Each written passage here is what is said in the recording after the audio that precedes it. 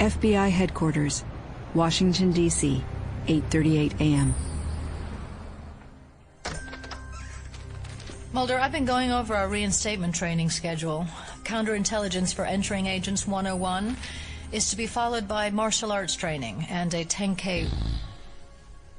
Rise and shine, Sleeping Beauty. Hey. I was listening with my eyes closed. How late were you up last night? My memoirs aren't going to write themselves. Or see the light of day. Those instructors would give anything to read about my experiences. Oh, yes. All the instructors are looking forward to testing the famous profiler in summer school. What, no love for the X-Files chapter of my resume? Keep up that attitude and Coach will up your run from 10K to 12K. Scully, I wasn't sleeping. I've been expanding my awareness. Are you on drugs, Mulder? Enlightenment, actually. I just haven't quite reached my destination yet.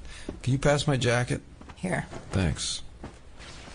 Many cultures believe deep meditation might lead to extended life, beyond what we'd consider living. There's a lot of things we've seen that go beyond what I'd consider living. The Catholic Church and the incorruptibility of the saints, or North Japanese monks who believed they could absorb evil energy that had threatened their village until it actually mummified. Mm-hmm. And you believe this? It was pretty restful, actually. Glad you've caught up. Now we ought to go. Hold your horses, partner. Phone's flashing. Looks like a couple messages. You have 3 new messages. Message number 1.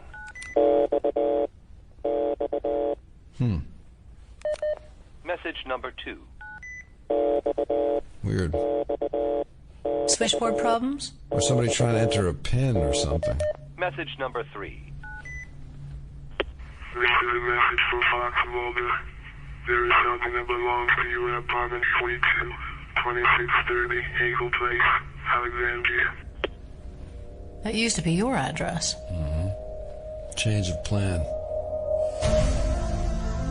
The X-Files, Cold Cases, starring David Duchovny and Gillian Anderson. Episode 3, Being for the Benefit of Mr. X. Hagel Place, Alexandria, Virginia, 9:14 a.m.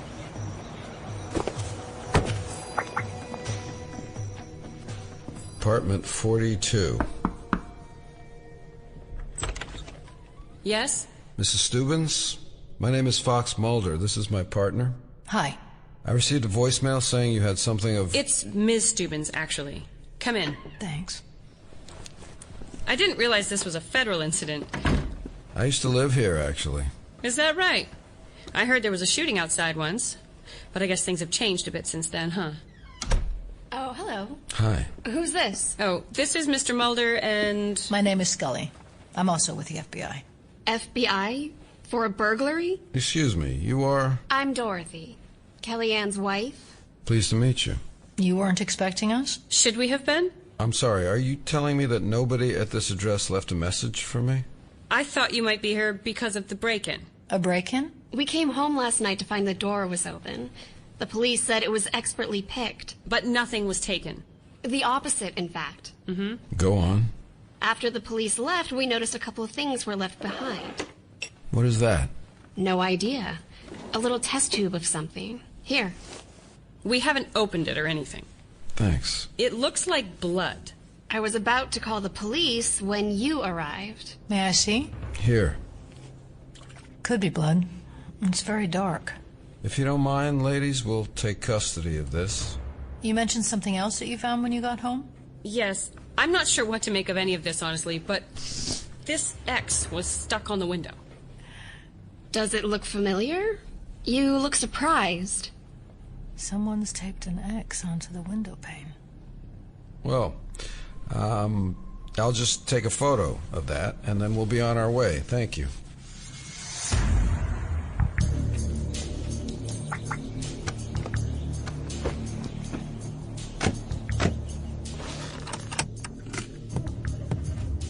Somebody's screwing with you, Mulder. Mm-hmm. You know how irritating it is when someone's drumming on a car dash? Sorry, I heard what you said. After what's happened to us, the security breach at the Bureau, Doggett and Reyes disappearing. We don't know those events are connected to this. Someone broke into your old apartment. They left a sample of some kind, a vial of liquid that could be blood. They put a cross made of masking tape in the window. I know. That was the sign you used to leave to signal your informant. Nobody else but Mr. X knew about that signal, Scully. No one but you. X is dead, just like Deep Throat before him. Because of me. He died trying to tell me things at great risk to himself. And to you, Mulder. Mr. X was assassinated by the Syndicate. The Syndicate itself was destroyed. There's no one left. There shouldn't be, but then just weeks ago I found myself having coffee with Spender, with him smoking Morley's in my face and behaving like he was never dead. We can't be sure you weren't having some kind of hallucination. I lost whole hours at a time when we were at Yellowstone. The Deacon and the Acolytes were definitely capable of manipulating thought, of psychic attack. Well, it seemed pretty damn real to me. I swear I can still smell that cigarette smoke in this jacket. Let's concentrate on this morning's message. What do we know? Someone's taking risks to tell you something. Someone who knows how I used to contact my informants. I'm going to take this file to the lab and analyze its contents. And I'll go through the X-Files. X-Files Office, FBI Headquarters, Washington, D.C., 11:02 a.m. Query remains open, Agent Mulder. Begin new search string. Let's start at the beginning. Ready.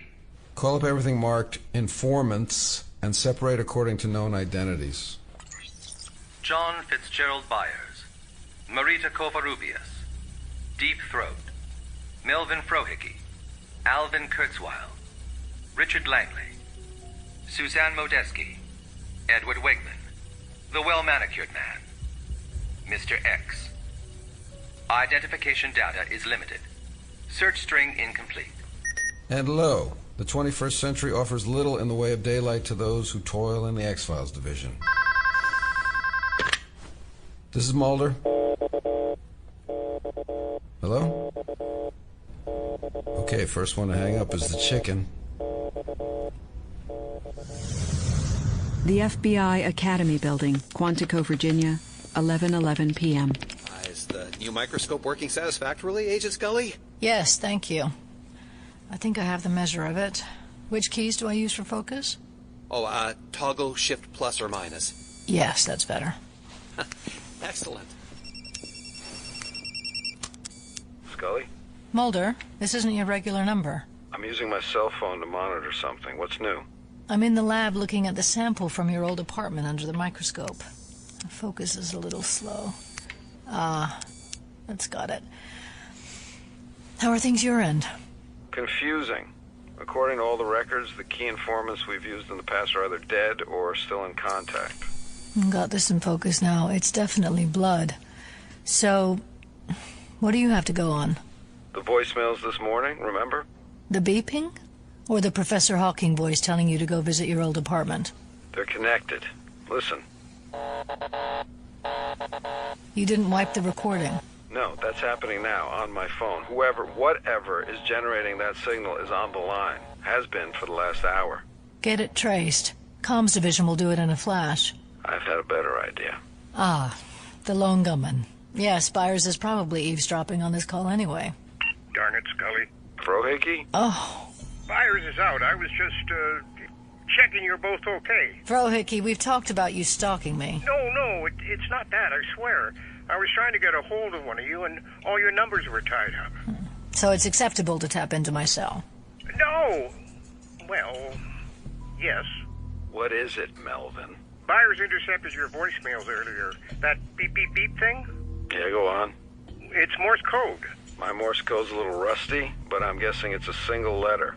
That's right, X. You want me to trace it too? No. As I was about to tell Scully, I've got that in hand. You can hang up now, Melvin. Yes, Scully. Sorry. He's harmless, relatively speaking. The letter X. That narrows the possibilities. To a single impossibility.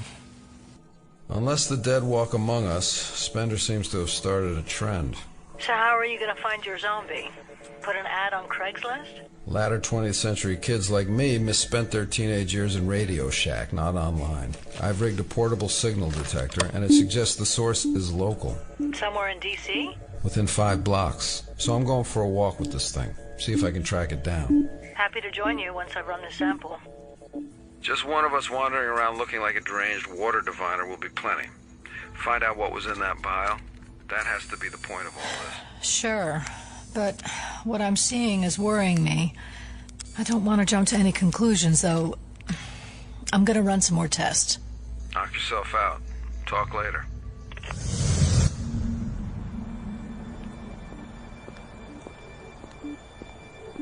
I'm right on top of the signal, and this is an empty lot. Wait a moment. Somebody dropped a cell phone. Yep, this is it. You can turn that thing off now. Who the... Holy shit. Here, I'll do it. How in the hell are you alive? Answer it. I'm not going anywhere. I'll call you back. Don't hang up.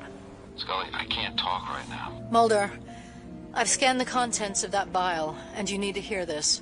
Was it blood? It's blood, or at least it used to be. But it's bonded with synthetic compounds and corticosteroids that look awfully familiar. Is there a match on the FBI database? No, but the amino acids I've identified in this vial are of a kind we've seen a couple of times before. Are you telling me what I think you're telling me? It's of alien origin. It could even be the purity virus, Mulder. Black oil? Holy shit. Don't come in contact with it. It'll take over and control you. This sample's different. I'll run more tests. Would you like to talk now, Agent Mulder? Who's that with you? I'll call you back. Okay. Who are you? Answer me. You know me. I know who you appear to be. Please assure me your memory is intact, that it is you. That's kind of an ironic request under the circumstances. Please? Okay. You were X. After the senior contact who called himself Deep Throat was murdered, you became my principal informant. Our signal to meet was for me to stick a cross of tape in a window, like the one I found at my old apartment this morning. Yes. But hey, let's not talk about me. What about you? The man I knew as X died of a gunshot wound on my doorstep, murdered by the syndicate. I assure you, I am he. And you're here to give me information like he used to? Yes. Okay. Why are you here? How does this involve a sentient alien virus? Do you remember the Clarksboro incident? Clarksboro, Mississippi? Late 80s? Uh-huh. Deep Throat told me something about kids being infected there. Not quite. You know what happened? Yes. The syndicate detailed me to go and clean out before word got out. Clarksboro, Mississippi, 1987. Hey, kid. Curb's not a safe place to sit, even in a quiet neighborhood. My classroom burned down. Yeah, looks like a rough day at school. Police came. The fire trucks. I can see that. And they're dead, too. They're all dead. You're the only survivor? I don't know. Let's take a look. We walked towards the school, the kid and me. Its windows and doors were thrown open. Smoke was rising from several fires. There were cars parked out front, abandoned. Emergency and police vehicles, too. It was eerie. The boy looked to be the only survivor of something awful. Are those dead policemen? There's so much blood. Yes. Look away. They've got guns. Come on, kid. Don't hang around there. Okay. Did the school have CCTV? Like, cameras in the hallways to keep an eye on you guys? Yeah. Yes, so. Show me where the school offices are. I was trying to figure out who could have done this. The syndicate briefing was concise. It had to be. There was so much to do in so little time. But the project code name never suggested anything like this could happen. What was the code name? Purity Control. Oh. This kid was leading me through the aftermath of what had to be some serious shit. But I had a job to do. And where else do you send a fixer? So, what am I looking at on this screen? Here's this morning in the main hallway. Yes? That little girl looking lost. That's her. This is when it started. Hey, freak! Watch where he's going! Oh my god, he's got a gun!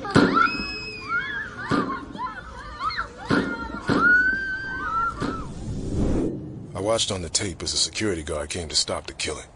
The girl shot him too. Then they torched the school. When the police and firefighters showed up, they turned the guns on them. They? I thought all the test subjects were dead. But I was wrong. What test? They couldn't help themselves. There were dead children scattered along the hallway floor. Blood everywhere. No one else around. The kid led me to a door. A maintenance closet. I could see movement through the slatted vents.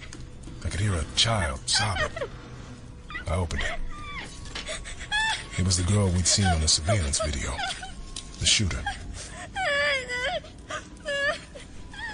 It's okay. It's okay. Couldn't help it. Give me the gun. She leveled the weapon at me. It was like something crawled under my skin, and I just couldn't. You shot her. No, it was the boy I found at the curb. He'd taken one of the cops' guns. I couldn't help it either. And now his gun was leveled at me. Give me the gun. It told me. It's telling me. Give me the gun. I never meant to. He put the gun in his mouth and pulled the trigger. I found body bags in the emergency vehicles. By the time I'd gathered up the corpses of the test subjects, the black helicopters had arrived, along with a syndicate crew in hazmat suits. Clean it up. Then lock this place down and erase what happened here from existence. Wipe it all off the face of the earth. Let me get this straight.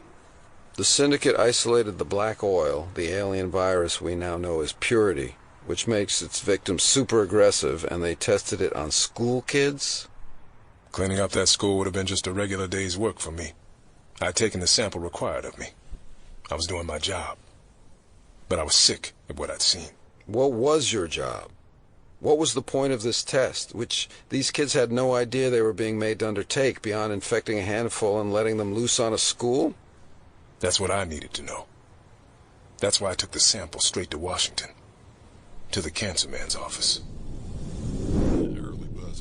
He was debriefing some men in black about putting the fix in on the presidential race. But I'd have gone straight in even if he was talking to the president himself. The vice president is pure milquetoast, but the less we have to do to overcome him, the better. I said I wasn't to be disturbed. Too bad. Here's one of the samples. I suspect you'll find the results you're looking for to be as expected.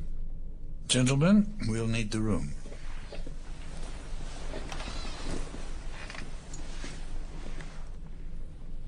I'm surprised to see you in Washington. Surely this could have waited for our next syndicate convocation in New York. The bodies have been disposed of. The school used to stage the experiment has been raised. A cover story that will convince those who can be convinced has been set into motion, and alternative measures will be employed to contend with those who cannot be. Hence the control aspect of our work. Let me see that sample. A few milliliters of liquid. It looks so innocent. What control do we have? Of the 16 students exposed to the formula, all exhibited moderate to extreme levels of aggression. Those who comprised the control group were entirely overrun. Yes, we feared that might happen. On my way back from Mississippi, I had the samples analyzed, and I found some very interesting results. Really? Oh, Ronald. Have you been lurking in the doorway long? Long enough. You go on, Mr. X.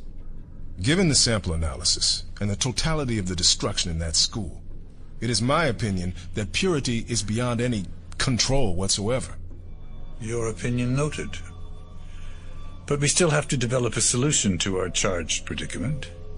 We need a vaccine. And that's the problem. You can't make one that works. You're only half as clever as you believe you are. All of you. That was what happened at that school? A Purity vaccine test that went wrong? I decided to tell someone outside the syndicate. Needed to. I took a cab to the Washington Post building, had a vial of the stuff in my pocket. Stood outside, about to go in, when there was a tap on my shoulder. Can we talk? It was the man listening from the doorway. The one cancer man called Ronald. You knew him as Deep Throat. What do you want? You know, after John Wilkes Booth shot Lincoln, he managed to evade capture for almost 2 weeks before the Union soldiers caught up with him. All this on a broken leg, no less. You need to go. Now. Please take your hand out of your coat. You won't need that. Just go. You're confused and unsure of all of this. Who to trust, what to do. You know this isn't a game we're playing. But I also know you're a man of standards and perception. I don't know who you are. I don't know anything about you. I don't like being dicked around, and you know nothing about me. And yet here we stand in front of the offices of the newspaper that an anonymous informant named Deep Throat used to help bring down a president. Yeah, and I got something I think they'd like to hear about. Before you do that, let's go back to Booth. He plotted Lincoln's assassination for over a year, and he succeeded, but in the end, the Army's determination won out. He was caught and shot, and his co-conspirators were hanged. Make your point. Things will not end well for anybody if you take what you've got to the Washington Post. What alternative is there? There's a young man I've been hearing a lot about over at Quantico. He just enrolled at the FBI Academy, and the Bureau expects big things out of him. His father's Bill Mulder. And I should talk to him. Play the game, my friend. Work the system. I'll give it some thought. But this isn't over. It's never over.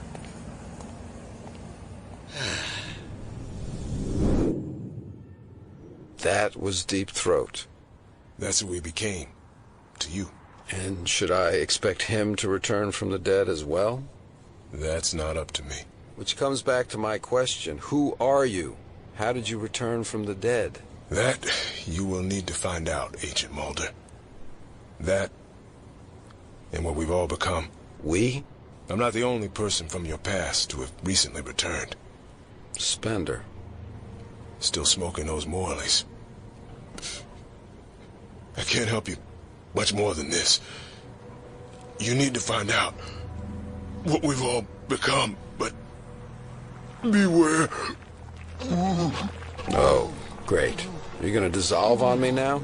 They will kill you for the truth, Agent Mulder. Who will? Even if they have to martyr you. You're some kind of, what, alien hybrid?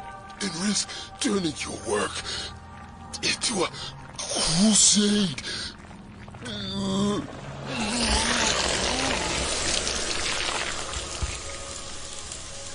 Well, that's just peachy. FBI Headquarters, Washington, D.C., 7:25 p.m. So there I was, standing over what was left of the person on the other end of this morning's call. The late Mr. X, like the late C.G.B. Spender. Well, he's dead again, now. Melted into a pool of green slime in a trench coat on the pavement. An alien? Or something. Well, that ties in with a sample I've been analyzing. It is the purity virus? Yes, but molecularly bonded to a genetic base, like it was designed and tailored for a specific carrier. What kind of carrier, Scully? Who is it tailored for? No one living. No one wanted by the government. There's nothing in the FBI database. Nothing we know about, you mean? Something's going on involving a bunch of people we know for a fact are dead. Clones? Who could do that? Who would have access to the genetic material? And if this sample is part of the process, these would be very unstable, both in molecular and behavioral terms. This business could be linked to that cyber attack on the Bureau records. Which is digging up a lot of people from our past. What we don't know is which of our current cases are linked to them, and which aren't. Or who is behind this. Whoever it is, you gotta give them full marks for trying. I'm wondering how many more dead people are out there. You think someone's trying to resurrect the syndicate? That's the nightmare I'm trying not to think about. It could be worse. How? Whoever has the skill to pull off an operation of such technological magnitude is going to be a greater threat to the world than even the elders were. Scully? Yes? I think I need a drink.